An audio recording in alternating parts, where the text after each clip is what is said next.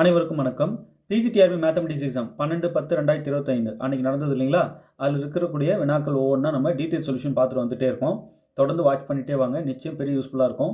இப்போ இந்த வீடியோஸ் எல்லாம் பார்க்க கமெண்ட் எனக்கு எப்படி வருது அப்படின்னா, சார் நாங்கள் அவங்க போயிட்டு தேர்வு அறையில் வினாத்தாளை பார்த்தா எங்களுக்கு ஒன்றுமே தெரியாத மாதிரி இருந்தது. இப்போ நீங்கள் சால்வ் பண்ண இவ்வளோ ஈஸியாக இருக்கே அப்படின்னு ஃபீல் ஆகுது சார். எஸ், அதான் உண்மை. நம்ம தேர்வு அறையில் இருக்கிற பதட்டம், அந்த என்னதான் நீங்கள் ஈஸியான கணக்கு கொண்டு வந்து கொடுத்தாலுமே ஒரு பிளர்ராக பிளாங்க் ஆகிட்டு உட்காந்துட்டு இருப்பீங்க. ஸோ அந்த மாதிரி நிலைக்கு தயவுசெய்து போகாதீங்க. அதுதான் நான் சொல்கிறது. யோசிங்க, நல்லா ஃப்ரீ மைண்டாக வச்சுக்கிட்டு எக்ஸாம் போங்க. நீங்கள் உங்களுக்கு அந்த எக்ஸாம் பார்த்துட்டமே நிறைய வினாவுக்கு பதில் சொல்ல முடியாத மாதிரி உங்களை நீங்கள் என்னமோ நல்லா தான் உட்காடுறீங்க, நல்லா தெம்பாக எழுதுகிற மாதிரி தான் ஃபீல் ஆகும். பட் சிந்தனை எல்லாமே ஒரு பிளர்ராக பிளாங்க் ஆகிடும். அது எப்போ போகும் அப்படின்னா, எக்ஸ்ட்ராடினரி செல்ஃப் கான்ஃபிடன்ஸ் அது இருந்தால் தான் உங்களுக்கு அந்த அந்த திறமையே உங்களுக்கு முதல்ல கிடைக்கும். சரிங்க, அந்த செல்ஃப் கான்ஃபிடென்ஸ் எப்போ உங்களுக்குள்ளே உருவாகும் அப்படின்னா, நிறைய நீங்கள் படிக்கணும். உங்களுக்கு தினமும் கொஞ்சம் கொஞ்சமாக சிறுக சப்ஜெக்ட் நாலேஜ் சேர்க்க நீங்கள் எந்த வினாத்தாள் வேணாலும் கொடுங்க சார், பார்த்துக்குவேன் அப்படின்ற அளவுக்கு மென்டாலிட்டிக்கு தானாக வரும். நீங்கள் அந்த தேர்வு அறை பதட்டம் இருந்தாலுமே இந்த செல்ஃப் கான்ஃபிடென்ஸ் உங்களை பெட்டராக பர்ஃபார்ம் பண்ண வைக்கும் எக்ஸாம் அன்றைக்கி. ஸோ அதனால தான் நான் சொல்கிறேன், தினமும் உட்காந்துட்டு முதல்ல ஃபுல் செட்டு ஸ்டடி மெட்டீரியல் கையில் வாங்கி வச்சுக்கோங்க. எந்த தேர்வுக்கு ப்ரிப்பேர் ஆகிறீங்களோ அந்த தேர்வுக்கூடிய ஃபுல் செட் மெட்டீரியல் அவைலபிளாக இருக்குது. வேணுன்றவங்க 7358591547 இந்த நம்பர் காண்டாக்ட் பண்ணுங்கள். உங்களுக்கு ஃபுல் காம்போ அனுப்பி வைக்கிறோம். அது என்ன பண்ணும், பெரிய சப்போர்ட்டாக உங்களுக்கு இருக்கும். அதை எடுத்து வச்சுக்கிட்டு ஒரு நாளைக்கு ஒரு புக்கு, இல்லை ஒரு நாளைக்கு 1 மணி நேரத்துக்கு ஒரு புக்கு அப்படின்னு ஒவ்வொரு நாளும் அந்த ஸ்டடி மெட்டீரியல் இருக்கிற தகவலை படிச்சுக்கினே வாங்கலேன். அப்படி தகவல் சேகரிப்பு மாதிரி சேகரிச்சுட்டே வாங்கலேன். அசால்ட்டாக நோட்டிஃபிகேஷனுக்கு முன்னாடியே உங்களுக்கு நோட்டிஃபிகேஷன் விடுறாங்கன்னா அன்றைய தேதியில் அப்படியே வினாத்தாள் கொடுங்க நான் எழுதுவேன்ற அளவுக்கு நீங்கள் மாறிடுவீங்க. தினமும் கொஞ்சம் சிறுக சப்ஜெக்டை சேர்க்கறதுக்கு ட்ரை பண்ணுங்கள். ஓகே, இப்போ இந்த கொஸ்டின் நீங்கள் ஆல்ரெடி பார்த்துட்டீங்கன்னு வச்சுக்கோங்க. எக்ஸாம் அன்றைக்கி இப்போ உட்காந்தா கூட ஈஸியாக ஞாபகத்துக்கு வரும். முதல்ல நம்ம படிச்சிட்டோம் எல்லாத்தையும்ன்ற தன்னம்பிக்கை தன்னுணர்வு இருக்கு பாருங்கள். அது என்ன பண்ணணும், நீங்கள் எந்த மாதிரியான கொஸ்டின் கொடுத்தாலுமே ரீட் பண்ணும்போது ஏற்கனவே படிச்சிருந்த சிந்தனை உங்களை ரீகால் பண்ணிவிடும். அழகாக நீங்கள் ஈஸியாக ஒன்று சால்வ் பண்ணிட்டு போயிட்டே இருக்கலாம். ஓகே, டஃப்பானதே கேட்டாலும் ஆன்சர் பண்ண முடியும்னு சொல்ல வரேன். ஸோ இப்போ இந்த ப்ராப்ளம் பாருங்களேன். அதே 12/10/2025 அன்றைக்கி கேட்ட மேத்தமெட்டிக்ஸ் எக்ஸாமில் ஒரு முக்கியமான வினா இதில் நிறைய பேர் எளிமையான வினா இதையும் நாங்கள் போடாமல் வந்துட்டோம்னு சொன்னாங்க. அதான் ஆச்சரியமாக இருந்தது. பாருங்கள், a drug is given to 10 patients and their increments in their blood pressure were recorded to be 3, 6, -2, 4, -3, 4, 6, 0, 0, 2. Then the calculated value of t is dash. அதாவது ஒரு மருந்தை 10 பேஷண்ட்ஸ்க்கு கொடுக்குறாங்க. கொடுக்கும்போது அவங்க என்ன பண்ணுறாங்க, பிளட் ப்ரெஷர் இருக்கு இல்லையா, அதை ரெக்கார்ட் பண்ணுறாங்க. மருந்து கொடுத்ததுக்கப்புறம் பிளட் ப்ரெஷரில் இருக்க சேஞ்சஸ் பார்க்குறாங்க. பார்த்து அதனுடைய இன்க்ரிமெண்ட்ஸ் எவ்வளோ இன்க்ரீஸ் ஆகுது. இப்போது ஒரு ட்ரக் கொடுக்கும்போது ஆட்டோமேட்டிக்காக நம்ம பிளட் ப்ரெஷர் இன்க்ரீஸ் ஆகும் இல்லையா. ஆக்சுவலாக நமக்கு என்ன தேவைன்னா, அந்த மருந்து கொடுத்ததுக்கப்புறம் பிளட் ப்ரெஷர் எதுவும் இன்க்ரீஸ் ஆகக்கூடாது. கேஷுவலாக எவ்வளோ இருந்ததோ ஆல்ரெடி அவ்வளோதான் இருக்கணும். பட் இன்க்ரீஸ் ஆகுதுன்றது நமக்கு தேவையில்லாதது தான். பட் ஆனாலும் உங்கள் கொடுத்ததுக்கப்புறம் இன்க்ரீஸ் ஆகுது. இன்க்ரிமெண்ட்ஸ் இந்த blood pressure were recorded to be, அந்த ட்ரக் கொடுத்ததுக்கப்புறம், அந்த மருந்து கொடுத்ததுக்கப்புறம் இவ்வளோ டிஃப்ரென்ஸ் இருக்குது, குறைஞ்சிருக்கு கூடியிருக்கு பாருங்கள், இப்படிலாம் டிஃப்ரென்சஸ் இருக்குது. ஆனால் நாம் லைக் பண்ணுற நல்ல ஹைபோதசிஸ் என்ன, மியூனாட்டு there is no changes in blood pressure. அதான் அது மியூனாட்டை 0 அப்படின்னு எடுத்துக்கணும். எந்த சேஞ்சஸும் இல்லைன்றதை நம்ம 0ன்னு நோட்டேட் பண்ணுவோம் இல்லையா. ஸோ மியூனாட் ஈக்குவல் டு 0ன்னு எடுத்துக்கணும். இப்போ then the calculated value of T என்னான்னு கேட்குறாங்க. கால்குலேட்டட் வேல்யூ ஆஃப் டி வேறு ஒன்றும் இல்லை, T equal to x bar minus mu naught divided by s by root n. இதுதான் ஃபார்முலா. ஓகே, இப்போ s என்ன sir, sample variance s square முதல்ல கண்டுபிடிக்கணும். அதுலேருந்து s எடுத்துக்கலாம். Sample variance s square equal to sigma xi minus x bar the whole square divided by n minus 1. So இது sample variance. அடுத்து sample standard deviation வேணும்னா இந்த S square calculate பண்ணிட்டு அதுலேருந்து எஸ் எடுத்து இந்த ஸ்கொயர் அந்த பக்கம் அனுப்பி ரூட் அனுப்பி நம்ம எஸ்ஸை கால்குலேட் பண்ணிக்கலாம். எஸ் ஸ்கொயர் தெரிஞ்சால் போதும், எஸ் கிடச்ச மாதிரி. சாம்பிள் வேரியன்ஸ் வேறு S square, sample standard deviation வேறு எஸ். இது calculative value of T. X பார்ன்றது மீன். இப்போ நான் ஃபஸ்ட்டு எக்ஸ் பார் எனக்கு தேவை. X bar equal to sigma XI divided by N. இதுதான் ஃபார்முலா இல்லையா. சரி, சிக்மா எக்ஸ்ஐன்னா அந்த எக்ஸைஸு தான். 1, 2, 3, 4, 5, 6, 7, 8, 9, 10 வேல்யூ கொடுத்துருக்காங்க இல்லையா. இது x1, x2, x3, x4, x5, x6, x7, x8, x9, x10 இது எல்லாத்தையும் கூட்டணும். அதான் sigma xi. sigma xi, I varies from 1 to 10, n value 10. Okay, இங்கே வேணால் எழுதிக்கலாம், I varies from 1 to 10ன்னு எழுதுறதுனால பிரச்சனை இல்லை, அதான் மீனிங் அதுக்கு. அப்போது சிக்மா எக்ஸ்ஐனா எல்லாத்தையும் ஆட் பண்ணணும். அந்த 10 வேல்யூ ஆட் பண்ணால் 3 + 6 9, 9 - 2 7, 7 + 4 11, 11 - 3 8, 8 + 4 12, 12 + 6 18, 18 + 2 இருக்குது, அவ்வளோதான் 20. அப்போது சிக்மா எக்ஸ்ஐ வந்து 20 வருது. மொத்த வேல்யூவும் கூட்டினா டிவைடட் பை n வேல்யூ 10. இதை கட் பண்ணால் 2. அப்போ எக்ஸ் பார் வந்து 2. ஓகே, சரிங்க. இப்போ எதுக்கு சார் எக்ஸ் பார் கண்டுபிடிச்சிங்க? இப்போது ஒரு டேபிள் ரெடி பண்ணுற பாருங்க. எக்ஸைஸ் என்னென்ன 3 6, இந்த வேல்யூஸ் எல்லாம் எக்ஸைஸ்ன்னு அப்படி லைன் எழுதிக்கிறேன். 3 6 -2 4 -3 4 6 0 0 2. ஓகே, இந்த எக்ஸைஸ்லாம் லைனாக அப்படியே எழுதிட்டேன். இப்போ எக்ஸ்ஐ மைனஸ் எக்ஸ் பார் கண்டுபிடிக்கிறேன். இது எனக்கு தேவை. இதை பாருங்கள், இங்கே தேவைப்படுது பாருங்கள். ஸோ இதை நான் என்ன பண்ணுறேன், அப்படியே எக்ஸ் பார் வந்து 2 இல்லையா, அப்போ 3 - 2 1, 6 - 2 4, -2 -2 ஏன்னா மைனஸ் தான் பண்ணுறேன், -4. ஸோ ஒவ்வொன்றுக்கும் corresponding value XI minus X bar எழுதுறேன். 4 - 2 -3 -2 -5, 4 - 2 2, 4 - 2 2, 6 - 2 4, 0 - 2 -2, அடுத்தது 0 - 2 -2, 2 - 2 0. இப்போ xi மைனஸ் எக்ஸ் பார் வந்து நாம் எழுதிட்டோம். இப்போ xi minus X bar whole square வேணும். xi minus X bar the whole square, அப்படி ஸ்கொயர் பண்ணி 1 square 1, 4 square 16, -4 square 16, 2 square 4, 5 square 25, 2 square 4, 4 square 16, 2 square 4, 2 square 4, 0 square 0. Okay, அவ்வளோதான். இப்போ இது எல்லாத்தையும் சம் பண்ணிட்டா அதான் sigma x i minus X bar whole square. Sigma x i minus X bar the whole square is equal to, இது மொத்தத்தையும் add பண்ணுங்கள். இப்போ இந்த 16லாம் பாருங்கள், 16 16 16, 3 16 48. இங்கே அடுத்தது 4 பார்த்தீங்கன்னா 1 2 3 4, நாங்கள் 16, 4 4 இருக்குது. அடுத்து 25 1 இருக்குது, 25 1 26 கூட்டிக்கலாம்.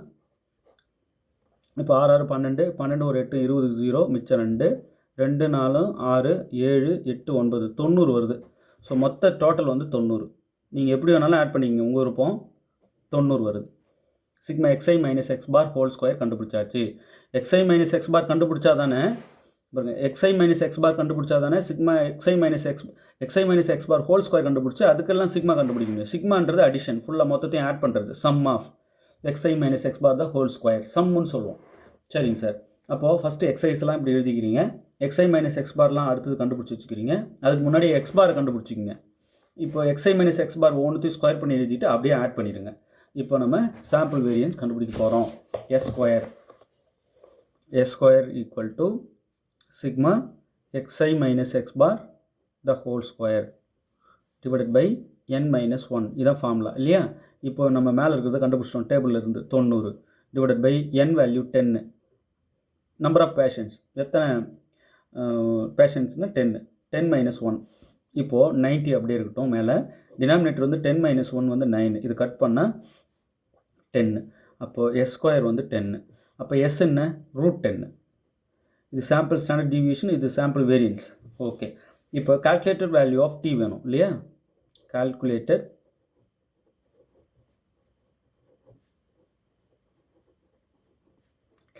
value of t is equal to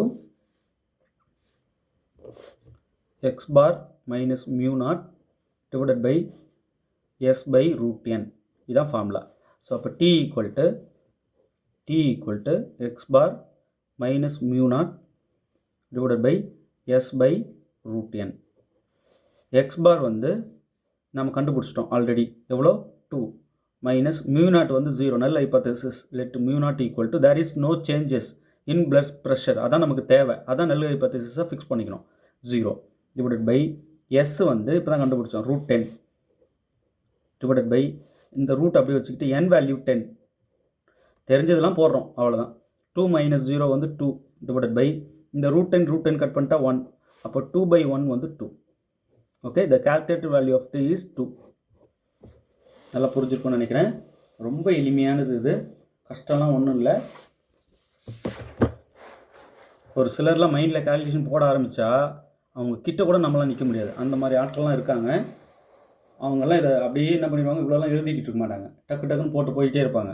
இது நல்ல புரிதல். எனக்கு வந்து ரொம்ப ஆச்சரியத்தை தர ஒரு விஷயம் என்னென்னா, சார் எங்களுக்கு கொஷின் பேப்பரில் இதெல்லாம் என்னன்னே இப்படிலாம் எங்களுக்கு தோணவே இல்லையே அப்படின்றாங்க.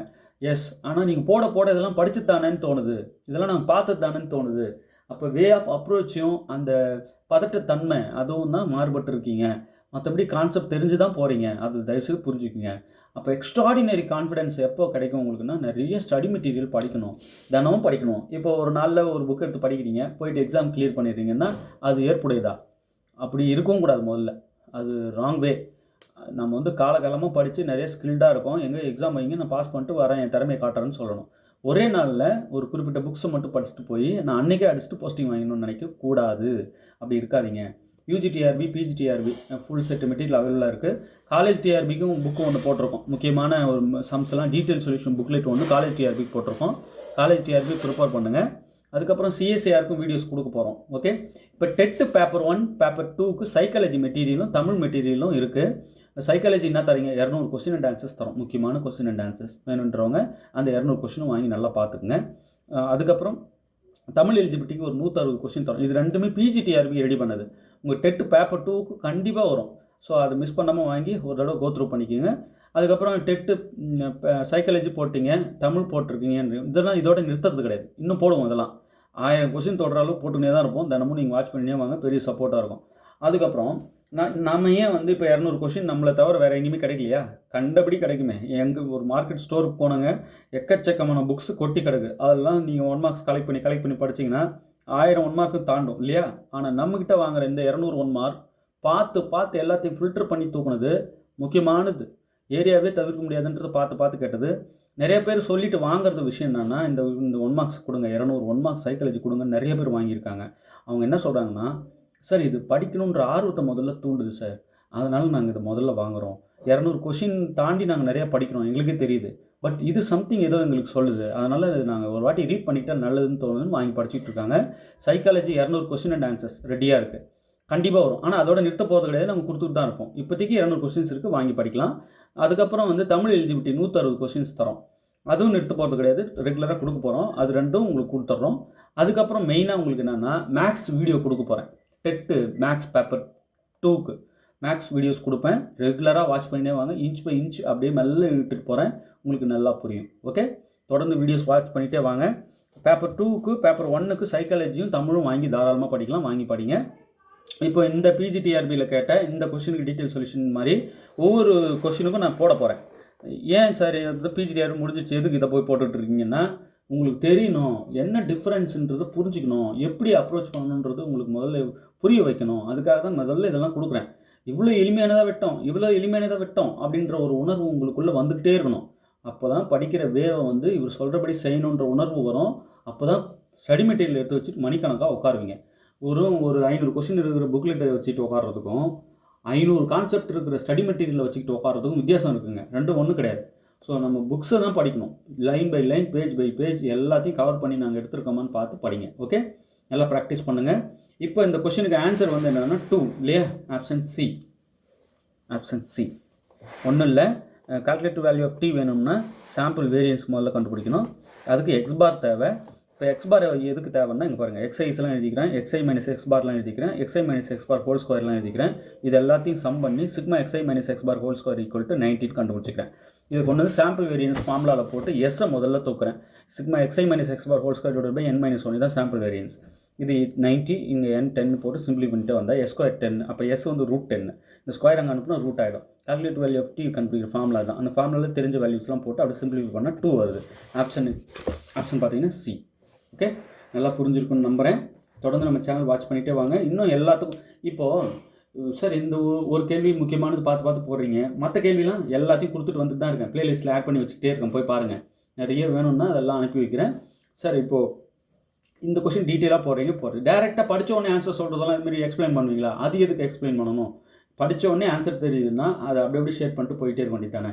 அது டேரெக்ட் கொஸ்டின்ஸ், அதுக்கு தான் theorem, statement, definitions, formulas, lemma, remarks இதெல்லாம் ஒன்றா தொகுத்து நீங்கள் படிச்சுட்டு போகணும். அதெல்லாம் தொகுத்து அடங்கிய புக்லெட் தான் ஸ்டடி மெட்டீரியல். சரிங்களா? இதெல்லாம் ஒன்றா தொகுத்து வச்சுருப்போம். தனித்தனி யூனிட் வைஸ் இருக்கும். பக்காவாக அதெல்லாம் படிச்சுட்டு இருந்தீங்கன்னா கொஷினை படித்து தான் ஆன்சர் சொல்கிறது, கொஷின் படித்து தான் ஆன்சர் சொல்கிறது. அதுமாதிரி டேரெக்ட் கொஷின்ஸ் தான் நிறைய இந்த பிஜிடிஆர்பியில் கேட்டிருந்தாங்க. ப்ராப்ளம் சால்வ் பண்ணுறதை விட டேரெக்ட் கொஷின்ஸ் தான் பார்த்த மாத்திரத்தில் சொல்கிறது. அதாவது என்ன பண்ணியிருக்காங்கன்னா டைம் மேனேஜ்மெண்ட் ரொம்ப முக்கியன்றதை புரிஞ்சுக்கிட்டாங்க. நம்ம வந்து கேட்கணுன்றதுக்காக இஷ்டத்தும் கேட்டக்கூடாது, டைம் வந்து கீப் பண்ணணும். அதுக்கேற்ற மாதிரி நம்ம டேரெக்டாக கேட்ட மாதிரி பார்த்தோடனே ஆன்சர் சொல்கிற மாதிரி இருக்கணும். பட் ஏரியாவை எல்லாம் கவர் பண்ணணும், முக்கியமானது பார்த்து கேட்கணும், அவங்களுக்கு தெரியாததாக இருக்கணும். ஃபில்டர் பண்ணுற வேலை நடக்குது. ஆனால் நீங்கள் எல்லாத்தையும் படிச்சிருந்தா அந்த ஃபில்ட்ரேஷன் நடக்காது. எல்லாத்தையும் படித்து தான் ஆன்சர் சொல்கிற மாதிரி டேரெக்ட் கொஸ்டின்ஸ் தான் வந்துகிட்டே இருக்குது. ஓகே, ஸோ இந்த மாதிரி ஒர்க் அவுட் பண்ணுற 1-2 ப்ராப்ளம் இருக்குது கேட்டிருக்காங்க. அது ரொம்ப ரேராக இருக்குது. மற்ற பிஜிடிஆர்பி கொஸ்டின்ஸை விட இந்த பிஜிடிஆர்பி கொஸ்டின்ஸ் பார்த்தீங்கன்னா கால்குலேட் பண்ணுற ஏரியா வந்து கம்மியாகிருக்கு. படித்து தான் ஆன்சர் சொல்கிற மாதிரியான ரிசல்ட்ஸ் தான் நிறைய கேட்டிருக்காங்க. சில கான்செப்ட் புரிஞ்சுட்டு ஆன்சர் பண்ணுறதும் கேட்டிருக்காங்க. பட் கான்செப்ட் புரிஞ்சால் தான் டேரெக்டாக ஆன்சர் பண்ணுறதா தான் பண்ண முடியும், அப்படியும் கேட்டிருக்காங்க. ஸோ எல்லாம் கலந்துருக்கு. என்னை பொறுத்த வரைக்கும் ஃபுல்லாக study material page by page ஒரு தடவை ரீட் பண்ணியாவது விடுங்க. ஓகே, எந்த தேர்வுக்கு போகிறீங்களோ அந்த தேர்வுக்கு உண்டான மெட்டீரியலில் இதான் நான் சொல்ல வருது. இப்போ இந்த கொஷின் நீங்கள் எழுதி வச்சுக்கோங்க, ப்ளேலிஸ்ட்டில் ஆட் பண்ணி விட்டுறேன். பிஜிடிஆர்பி 2025 மேக்ஸ் டீட்டெயில் சொல்யூஷன்ற ப்ளேலிஸ்ட்டில் இது இருக்குது, அப்படியே ஆட் பண்ணி விட்டுறேன். எல்லா ப்ராப்ளமுக்கும் பிஜிடிஆர்பி 2025 இப்போ கேட்ட இந்த கொஷினில் எல்லா கொஷினுக்கும் ஆன்சர் ஒன்று ஒன்றா இதுமாரி கால்குலேட் பண்ணுறதுக்கு மட்டும் போட்டுகிட்டே வருவேன். ரொம்ப அதிகமாகலாம் இல்லை. தொடர்ந்து வாட்ச் பண்ணிகிட்டே வாங்க. தேர்வில் வெற்றி பெற வாழ்த்துக்கள். தேங்க்யூ.